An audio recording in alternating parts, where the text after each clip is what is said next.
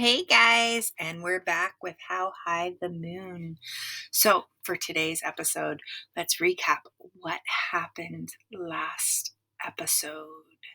Okay, we know that our main characters are Henry and Ella and Myrna and Granny and Poppy, and now we have Mom who lives in Boston, and what did we think her name might be? Was it Lisa? Lucy, so maybe that's her. And she is a singer, and she's got glamorous dresses in her closet. And we know this because Ella made it to Boston. She took the train, met a couple characters along the way, and now she is in the apartment. But Mom goes to work all day long, so she's home alone for 9 hours a day. And on the very first day there, even though she was told not to go snooping, what did she do? She went snooping, and she ended up finding an old record, and it was the same record that her mom had given her, so she listened to it. And there was an inscription on the record, and an inscription is like somebody wrote her something. And it was from a man named JP. And now she's all full of questions and wondering because she doesn't know who her daddy is, and she's wondering maybe this is her daddy.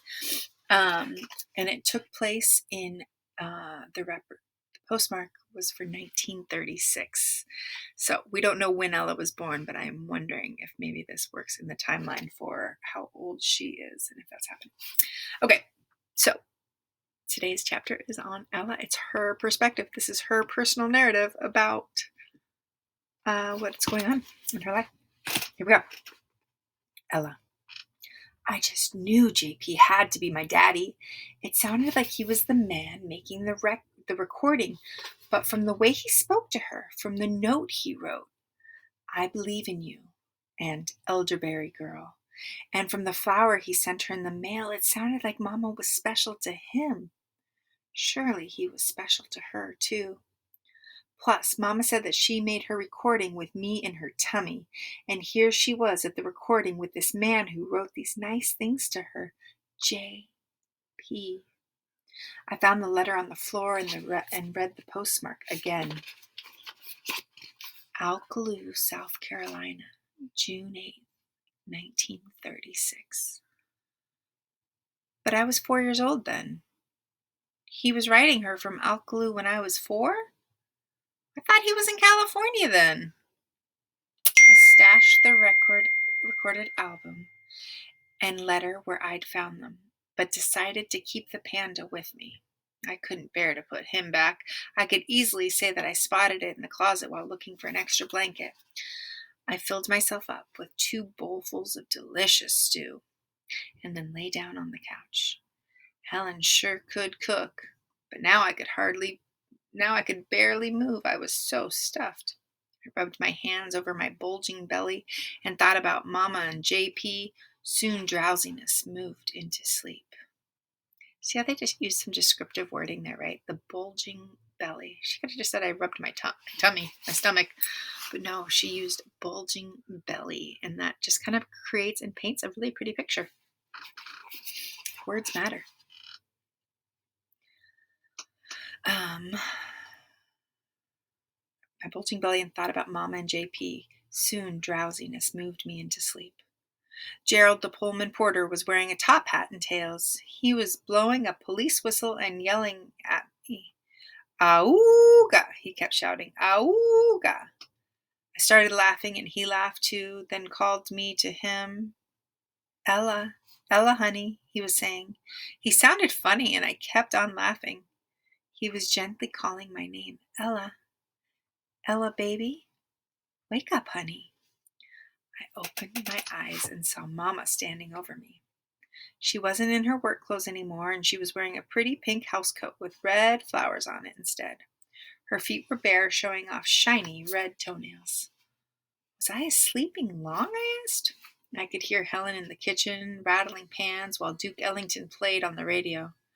I didn't want to wake you, Mama explained, and smiled. She sat back down next to me. I sat up and wiped the drool that had leaked down my left cheek.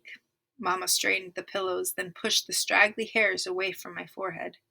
I scanned the room with sleepy eyes in search of the special something she'd promised, but I didn't see anything new. When I caught sight of the coat closet, I remembered my discovery from earlier. Mama?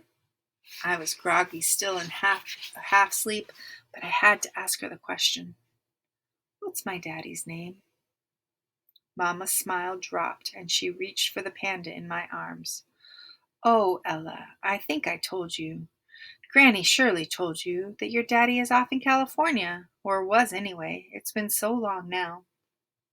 She lifted the bear and carried him back to the coat closet. Without saying a word, she placed him up on the shelf. You've been snooping around. What did I tell you about that? No, Mama, I said. I was just wondering what his name was. Oh, Ella. She sounded disappointed. With her head still deep in the closet, she said, You were snooping around in my things. She sucked her teeth and mumbled to herself. I couldn't see past her body in the doorway of the closet, but I must have knocked something over or hung the fur coat up wrong. Now she was mad at me. No, I lied. I just saw the bear is all. He was so cute. I'm sorry. She stepped away from the closet, closed its door, and smoothed her hair with her hands. She cut me a serious look, frown on her brow, and mouth twisted. Mama, I said again, I'm sorry, really. I saw her soften. She sat next to me and gave me another smile. Don't worry, baby. She ran her hand over my braids, trying to tame the frizzy hairs that had come loose. Ella, what do you say I hot comb your hair? It'll be so pretty. You've never had your hair straightened before. I shook my head. A new savory smell was coming from the kitchen. I turned and craned my neck and saw Helen at the stove. Yes, let's do that, Mama said, drawing my attention back to her. I don't have to work at all tomorrow, she continued. We'll pretty up that head, then go into Harvard Square for lunch. Do all the colored girls wear their hair straight in Boston? I asked. Well, quite a few of them do, yes, she said. Will I have to do it every week for school? I asked. Oh, I don't know. She stood and walked towards the kitchen, no longer smiling. Maybe so. Maybe we can walk by my school tomorrow and look at the girls on the playground. I followed her to the kitchen. See if their hair is kinky or straight. Mama pulled 2 juice glasses from the cupboard, tapped Helen on the shoulder with them, and Helen nodded to her. Then Mama went to another cupboard and retrieved a bottle of brown liquor, pouring a little in each glass, and handed one to Helen, who was shuffling around something in the frying pan. Will I be starting up at the new school after the Christmas break? I asked. It's already going to be late in the school year, but I think the sooner I get enrolled, the sooner I can make some new friends. Mama leaned back against the kitchen sink and took a sip from her glass. Let's see, baby. I don't know yet. Kind of getting a bad feeling about this. I don't know. She moved closer to Helen, handed her the other drink, and they clinked glasses. Then she poked her nose over the stove. That smells so good. Mama, she took another quick gulp of whiskey before she turned to me and raised her eyebrows. Yes? I was still thinking about JP and my discovery, but I didn't want to make her mad again. Can you grab the plates down, Luce? It's just about done, Helen said. Mama grabbed plates, napkins, forks. I started. Mama turned to Helen. Knives. Yes, please, for the chicken. Helen pointed to the sizzling brown meat in the pan. Thank you. But then I thought, seeing as Mama never talked about my daddy, maybe asking about him in front of Helen wasn't such a good idea. What is it, Ella? Mom asked as she poured juice into a glass for me. Oh, nothing, I said. Excuse me. I wandered out of the kitchen and headed for the bathroom. I'd ask Mama about my daddy another time, when she was in a better mood and rested. I didn't want to bother her or upset her. Still, I couldn't get the image of her singing and him there with her out of my head. But then, that postmark from years after I was born, it just made no sense. In the bathroom, I reached a hand up into the hair along the back of my neck and forced my fingers into the thick tangle of it. If I was back at home, Granny would sit me on the floor with her while she sat behind me on the sofa, easing those knots out with grease. Bear would be licking my face like crazy. He loved it when we were down on the floor like him. Back in the kitchen, Helen and Mama were laughing low, sharing a secret. I wished I had a bear with me. Maybe we could get us a dog, a companion. I could share my secrets with in this strange new place. And that is the end of our chapter. So we are further than I have ever read into this book before. And so when I talked about like me getting my little feeling, yeah, I don't know why. I don't know why. I just don't think things are going to go the way that Ella wants them to. And I don't know why I have that feeling, but it's just a thought that I am having. So I'm going to write that down as my prediction. That I don't know. Mom seems awfully non-committal, right? Like she's not saying yes. She doesn't have a plan for her for school. She's not really looking forward to the future.